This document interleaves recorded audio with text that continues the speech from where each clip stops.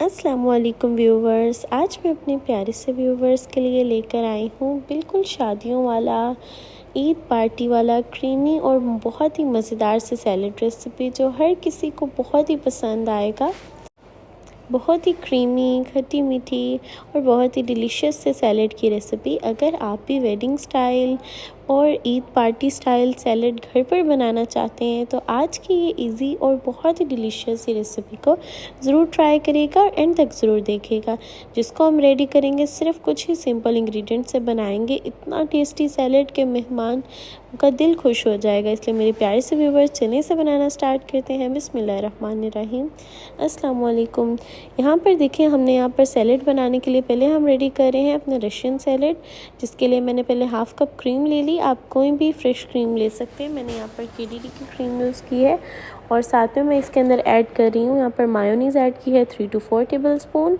वो ऐड करने के बाद अब हमने इसमें ऐड कर देना है 3 to 4 table spoon sugar add करने के बाद अब इसमें ऐड करेंगे black salt 1/4 teaspoon. Black salt भी ऐड कर दिया और ब्लैक पेपर पाउडर ऐड करेंगे 1/4 टीस्पून।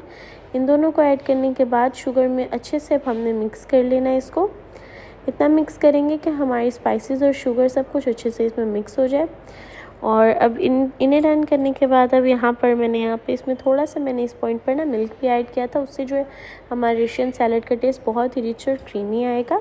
तो आप भी यूज़ कर सकते हैं 2-3 टेबल स्पून ओनली। यहाँ पर देखिए अब हम अपने फ्रूट्स को कट कर लेंगे। जो आपको चाहिए आप वो ऐड कर सकते हैं। मैंने यहाँ पर जस्ट एप्पल यूज़ कर रही हूँ, एप्पल और साथ में मैंने कैबेज लिया और साथ में हम फ्रूट कॉकटेल ऐड करेंगे। आप इसमें बनाना भी ऐड कर सकते हैं, पियर भी ऐड कर सकते हैं, जो आपको पसंद हो। अब यहाँ पर देखिए हमने एप्पल ऐड करने के बाद इसमें मैंने कैबेज कट कर लिया है। इन दोनों को कट करके अब हमने अपने रेडी कर लेनी है, अपने रशियन सैलेड को रेडी करना है। जिसके लिए यहाँ पर अब मैंने बाउल ले लिया है। बाउल के अंदर अब हम लोगों ने पहले अपने फ्रूट्स को ऐड करना है और इसको ऐड करने के बाद देखिए अब इसमें हमने ऐड कर देना है अपने फ्रूट कॉकटेल ऐड कर देना है।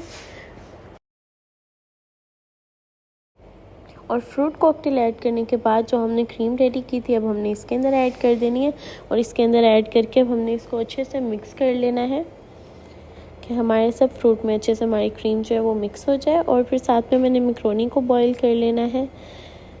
मैंने जो छोटी वाली मैक्रोनी होती है वो यूज़ की है।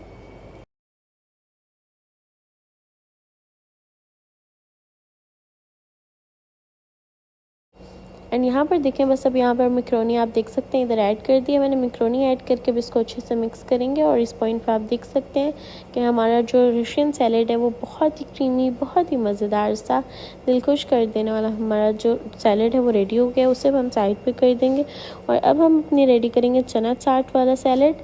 चना चाट वाला सैलेड बनाने के लिए यहाँ पर टर्मेरिक पल्प ली है, उसके अंदर मैंने सॉल्ट ऐड किया है 1/4 टीस्पून। आप अपने टेस्ट के मुताबिक ऐड कर सकते हैं।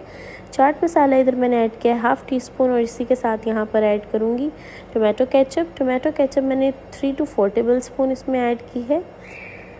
ऐड करने के बाद अब हम लोगों ने इसको अच्छे से मिक्स कर लेना है और यहाँ पर अब हमने अपने क्यूकम्बर को, अनियन को, इन सब चीज़ों को कट कर लेना है। अनियन, क्यूकम्बर, टोमेटो इन सब को कट कर लेंगे और अपनी सॉस के अंदर टर्मेरिक जो सॉस है उसके अंदर अच्छे से इसको मिक्स कर लेंगे।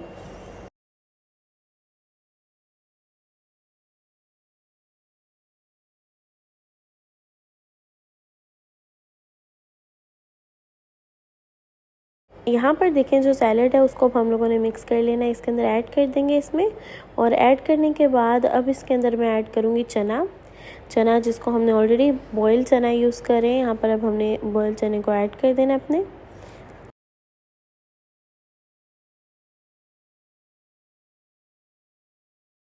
और देखिए यहाँ पर चना ऐड करने के बाद अब हमने इसको अच्छे से मिक्स कर लेना है और यहाँ पर ये देखिए हमारी बिल्कुल क्विक रेडी होने वाली हमारी ये वाला सैलेड भी रेडी हो गया।